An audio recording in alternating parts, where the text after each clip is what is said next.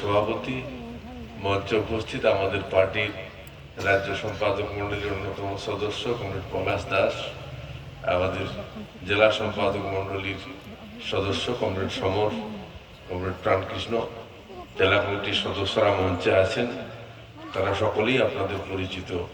আর আপনারা যারা 122টি বুথ এলাকার থেকে আমাদের কর্মী বন্ধু, মা বোনেরা, ভাইয়েরা যারা এসেছেন, তাদের সকলকে জেলা পার্টির পক্ষ থেকে অভিনন্দন জানাচ্ছি, লাল সালাম জানাচ্ছি।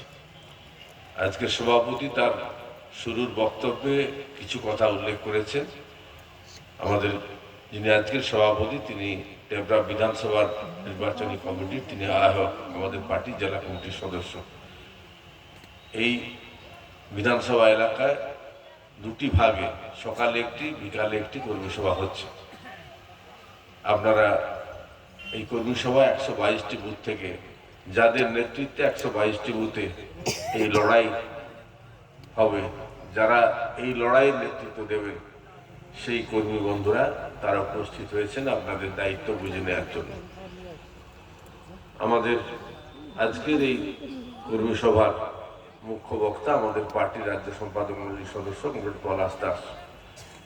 কিন্তু আপনারা ইতিমধ্যেই আমাদের একেবারে বুথ স্তর থেকে অঞ্চল স্তর পর্যন্ত নির্বাচনী প্রক্রিয়া শুরু হওয়ার দিকে যে সভাগুলি হচ্ছে, তাতে আপনারা উপস্থিত থেকেছেন।